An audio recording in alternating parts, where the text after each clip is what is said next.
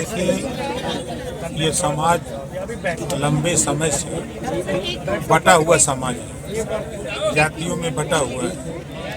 इस नाते हम अभियान चलाते हैं सामाजिक समरसता एवं जो अति पिछड़े लोग हैं उनको इकट्ठा करते हैं, आपस में भाईचारा मिलत के साथ इनके शिक्षा के लिए, स्वास्थ्य के लिए, रोजगार के लिए, नौकरी के लिए इनको जागरूक करते हैं और इनको समझाते हैं कि इस देश में पॉलिटिकल पावर एकदम मुश्किल है। तो राजनीति में भी आप लोग संगठित होकर के अपने अधिकार के लिए लड़े हैं। इस उद्देश्य से हम लोग कार्यक्रम चलाते हैं।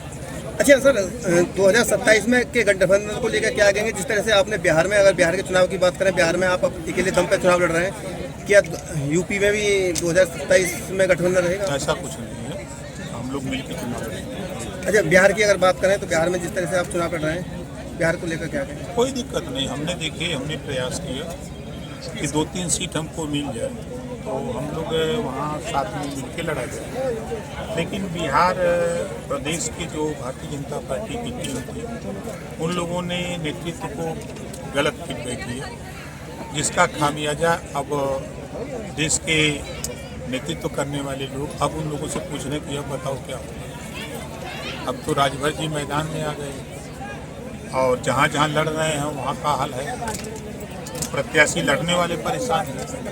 तो हमारा मकसद नहीं था कि नहीं हम वहाँ चुनाव अकेले लड़ें। हमने बड़ी कोशिश की, करीब हम 8 महीने प्रयास किए।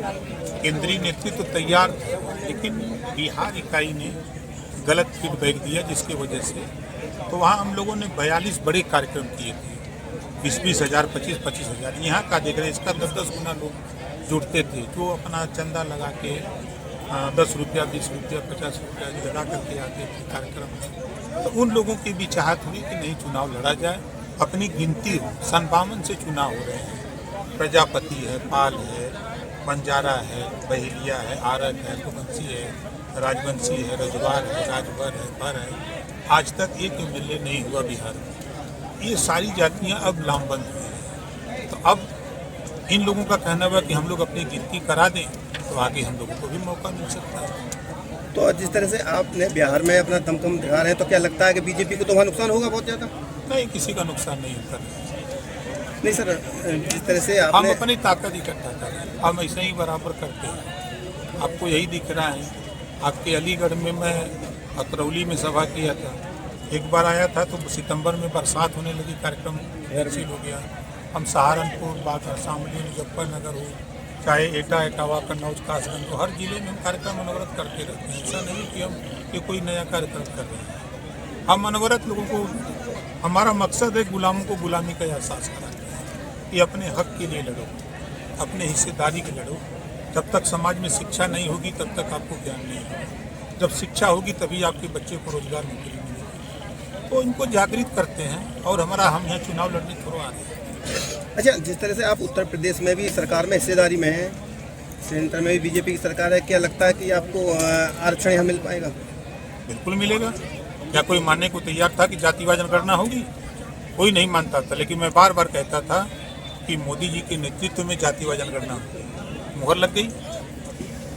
उसी तरह आप देखते जाइए, हमारी बात हुई थी। अभी मैं पिछले दिसंबर में गया था, PM साहब से मिला था, HM से अक्सर मिलते रहते हैं, तो बातचीत हो रही है।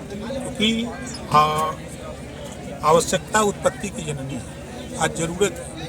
आज आपने देखा ना, इनको 32 साल से आरक्षण मिल रहा है, 1993 से। अगर उसको बांट करके 3 सितंबर 2013 को हाई कोर्ट ने कहा कि 12 जातियाँ आरक्षण का लाभ ले रही हैं, 96 जातियाँ, तो शेष जातियों को बांट करके दिया गया। मुख्यमंत्री अखिलेश जी थे, नई बात मानी। माननीय राजनाथ सिंह जी की जो हुकुम सिंह जी की रिपोर्ट थी, 19 साल सपा बसपा की सरकार थी, नहीं की। पिछली सरकार मैंने छोड़ा इसी नाते था, इसी रिपोर्ट को लागू कराने के लिए। फिर इस बात को PM साहब ने कहा कि नहीं, हम राष्ट्रीय स्तर पर लागू करेंगे, आप आओ मेरे साथ, मेरी मदद करो, हम आपकी मदद करें। पीलिए का फार्मूला हो तो खुद पाठशाला चलाते थे, जैसे अखिलेश जैसे डिम्बल पर से परिवार, तो परिवार डेवलपमेंट अथॉरिटी वो है। आप बताइए, किसी को नेता बनने दे रहे हैं? आज भारतीय जनता पार्टी ने माननीय मुलायम सिंह जी को 89 में समर्थन देकर मुख्यमंत्री बनाया। समाजवादी पार्टी के नेता माननीय मुलायम सिंह जी को 89 में समर्थन दे के मुख्यमंत्री बनाया, मायावती जी को समर्थन दे के मुख्यमंत्री बनाया, अनुप्रिया पटेल जी को समर्थन दे के मिनिस्टर बनाया, संजय निषाद को मंत्री बनाया, केशव मौर्य जी को नेता बनाया, तारा चौहान जी को नेता बनाया, नागेंद्र कश्यप को बनाया, ओम प्रकाश राजभर को नेता बनाया। यहाँ तो हम लोग नेता बन रहे हैं, उनके यहाँ बता दीजिए कि एक आदमी जो नेता हो, वहाँ तो लोडर पैदा हो रहे हैं, यहाँ लीडर पैदा हो रहे हैं।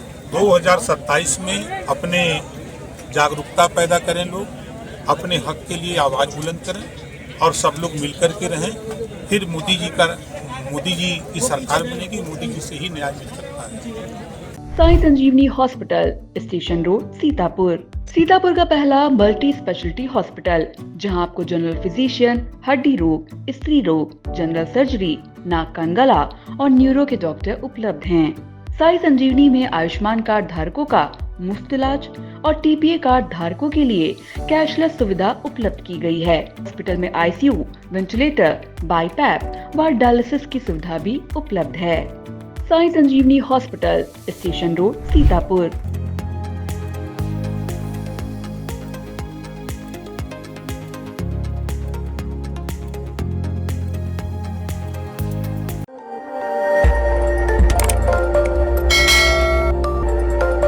खबर आपकी, नजर हमारी। देखते रहिए आई इंडिया।